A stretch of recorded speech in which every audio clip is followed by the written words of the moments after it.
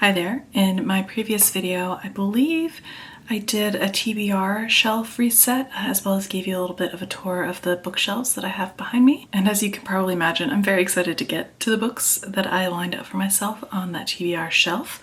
However, I do have a rather large stack of books that currently live on my bedside table that I am in the midst of reading and trying to get through, so I would definitely like to get through some of them at least before starting some new ones. So I figured I would start a little bit of a reading vlog for this week as a means to sort of motivate me to get through some of these books, as well as to sort of document and show you what I'm reading at the moment. I have the books currently beside me on my desk, and I'll just give you a quick run through of the books that I'm currently reading. First up, and the book that I'm probably most actively reading at the moment, this is a reread for me. This is Alphabet of Thorn by Patricia A. McKillop. Apologies for that glare reflection from the light in front of me.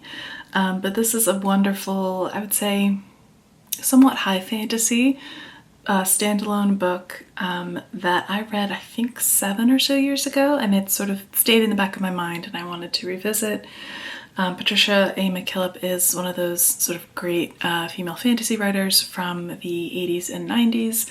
I consider her in my mind kind of along a similar vein as, say, Ursula K. Le Guin, although not quite as prolific as her. But in this, we are following a cast of characters in a kingdom. One of the main characters is a librarian translator who's come across a magical book with a language of thorns that only she seems to be able to read and decipher, and she becomes sort of obsessed with it.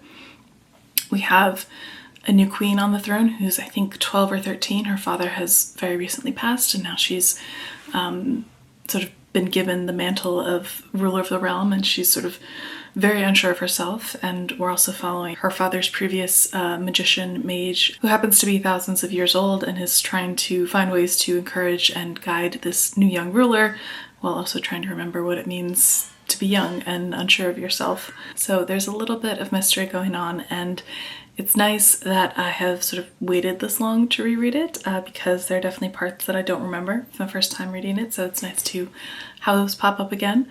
But I'm starting to put the pieces together and remember the ending a little bit, but I'm still excited to finish rereading this.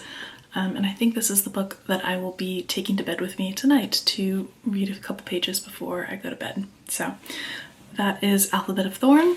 The next one is a contemporary magical realism book that I have kind of been dipping in and out of. This is The Particular Sadness of Lemon Cake by Amy Bender. And I think initially when I started this, I didn't anticipate enjoying it as much as I currently am. For me, it was a little bit of a slow creep into my heart kind of book, but it has definitely crept into my heart. We're following a young girl who, magical realism, she suddenly obtains the ability to taste other people's feelings in the food that they've prepared for her, namely her mother and her brother.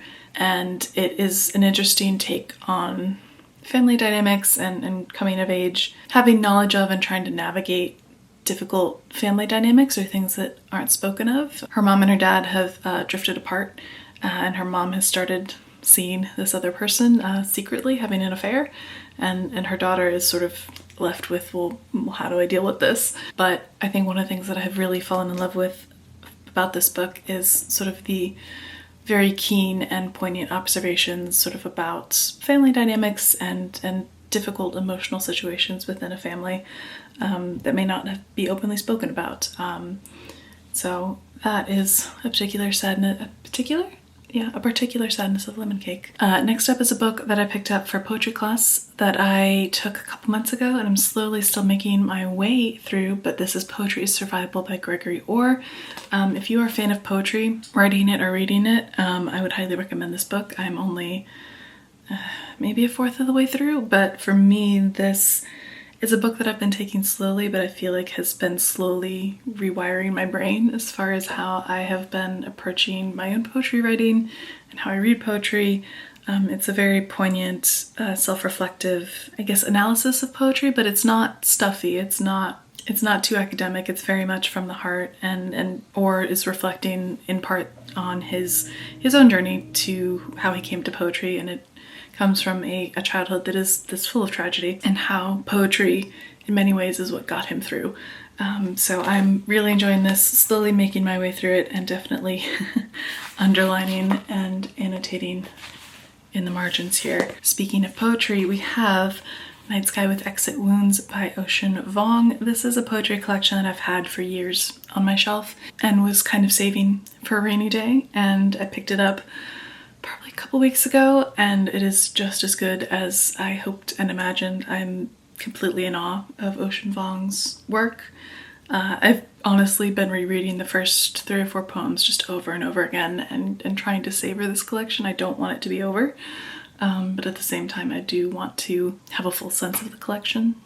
So this is currently on my bedside table, and yeah, it's just as good as everyone says. Highly recommend. This is A Plea for Eros by Siri. Oh goodness, it's been a long day. I don't know how to pronounce this name. It's this last name. I apologize, Siri. But this is a personal essay collection that I picked up. I took a personal essay writing class a couple weeks ago and wanted to pick up a couple collections off my shelf and make my way through them as I was taking the class. And I've been slowly making my way through this collection. I believe it came out in the 90s. But yeah, I've been enjoying it, and it's sort of been a nice thing to have on my bedside table or sort of on the go, where I can pick it up and read an essay and be able to put it back down. And then finally we have the biography that I've been reading for the past year or so, since I picked it up at the National Book Festival. This is Survival is a Promise by Alexis Pauline Gumbs. This is about the eternal life of Audre Lorde, and it is a really interesting and dynamic biography of the poet Audre Lorde. It definitely doesn't adhere to your traditional format or structure of biography, at least the ones that I have read. It's not really linear or sort of grouped by, say, linear topics, but it sort of flits in and out of different aspects of Audre Lorde's life, and even each chapter sometimes takes different formats or different structures. So Alexis Pauline Gumbs is a poet herself as well, and has a deep love and admiration for Audre Lorde's life and work, and you can definitely see that in this book.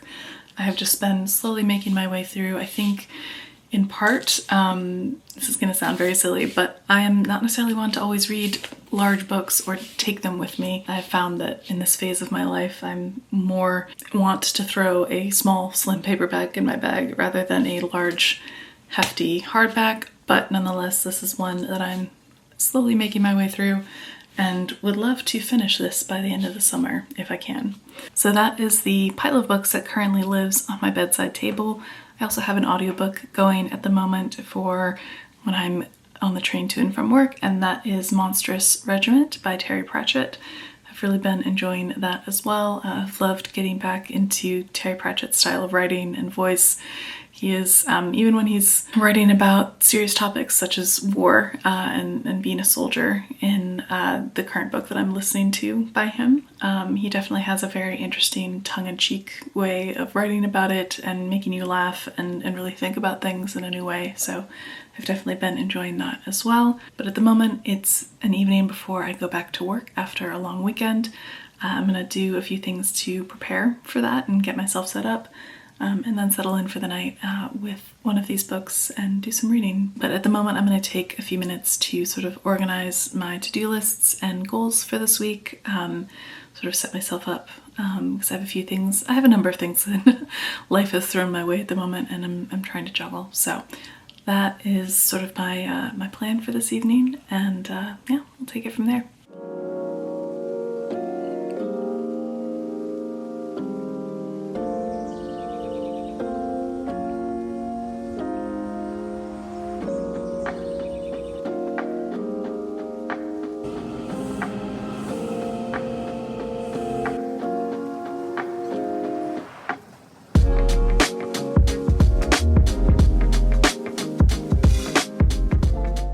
So I managed to finish The Particular Sadness of Lemon Cake this morning and have been sitting with it throughout the day.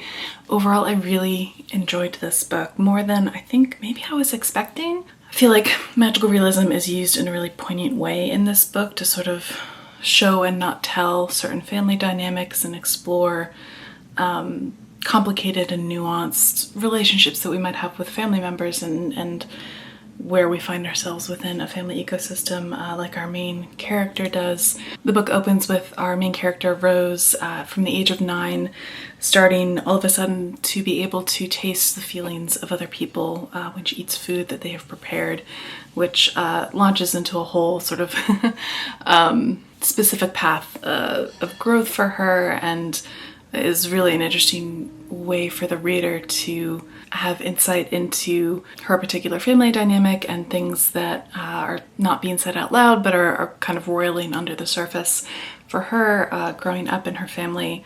I will say, overall I did enjoy this book, and I think I would definitely still recommend it if it sounds interesting to you. Check it out from your local library.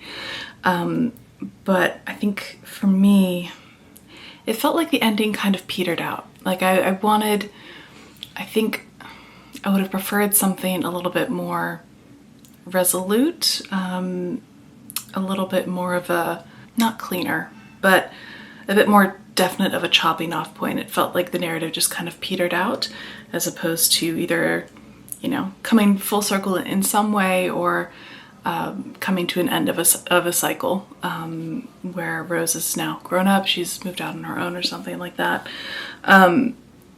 But yeah, I think I definitely will say I still definitely enjoyed this, and there are some very deft and tender and kind of heart-wrenching sometimes observations and little metaphors in this book that I definitely enjoyed. But that is one book down on my currently reading pile, not TBR, currently reading pile. I have a plan to probably, well, my plan initially for tonight was to do some more writing for a piece that I really am trying to put out on my Substack soon, but my brain is kind of fried after today at work, so I think I'm going to chill in bed with an audiobook. The one that I'm listening to is Monstrous Regiment, and maybe do some coloring, maybe just lay there and not look at a screen. Those are my thoughts on this book. I am really very much enjoying the audiobook of Monstrous Regiment. I have loved every Terry Pratchett book that I have read in physical form, and I think this is the first audiobook of his that I've listened to, but the voice actor is doing an incredible job of different voices and different accents. The characters are very lovable but still very real and nuanced, and Terry Pratchett has such a clever and deft way of being able to tell a story around a very heavy and difficult topic like war, but at the same time still having a certain amount of levity and making the reader laugh out loud, and having sort of these almost like cartoon kooky characters that are sort of in the midst of this journey. They're headed to war. But yeah, it is a hoot and a holler, but at the same time definitely has moments where it's like, oh no, that is definitely touching on something that is very real and deep and heartbreaking. War is heartbreaking. That is where I am currently.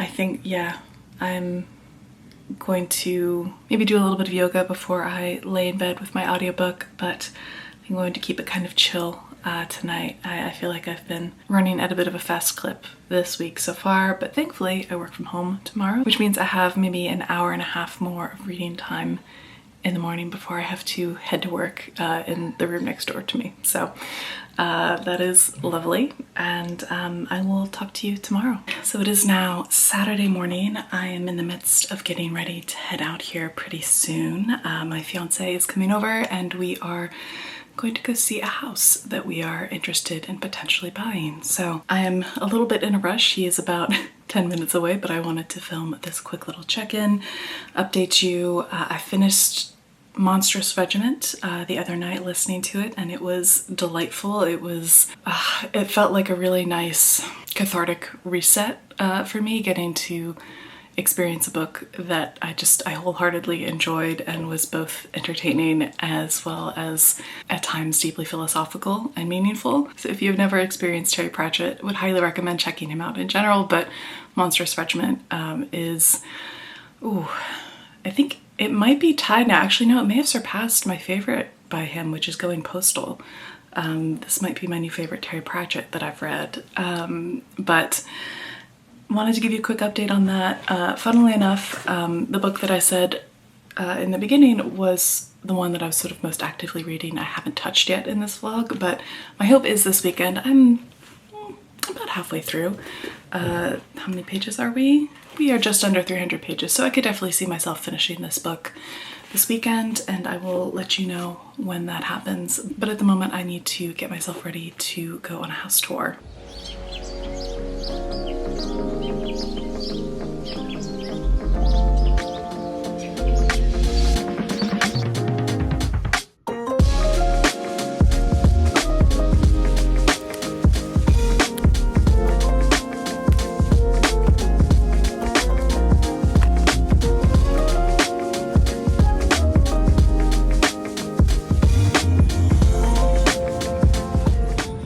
So I did manage to finish Alphabet of Thorn this past weekend and overall really enjoyed it. I think probably more so than the first time I read it. I won't give spoilers, but I will say it was really nice to get to read, I guess I'll say, an older fantasy book that sort of has some of the aspects of fantasy books that I sometimes miss or wish were still prevalent in modern day contemporary commercial fiction, if you will. I'm definitely a longtime fantasy lover, but I will say that a good amount of contemporary fantasy books are just not my jam. But I will say about this book and McKillip's writing in general, it's something that I really appreciate and wish was more widespread in general, is just her ability to really show and not tell. Not spoon-feeding the reader, but also definitely not necessarily making a huge mystery out of anything either, but just the craft and the quality of the storytelling, not necessarily being super cliche or predictable, which I don't mean to bash modern fantasy books, but that's often what I find, and that's often what irks me about them. I will say there's also definitely a beautiful lyricism to McKillip's prose. There are definitely descriptions of scenes, of people, of landscapes that are really beautiful and do the work to really help set specific tone or world building in this book. Is this the best fantasy book I've ever read? No, but it is definitely one that I really have enjoyed rereading and getting to know, and definitely felt like a breath of fresh air. So that is Alphabet of Thorn by Patricia A. McKillip. And with that, my friends, I think I'm going to wrap up this vlog. It has been a little over a week since I started filming, but I hope you enjoyed watching. I enjoyed filming and sort of using this as a way to hold myself accountable and get some reading done. But I hope you're doing well, and I will hopefully see you soon. Take care. Bye.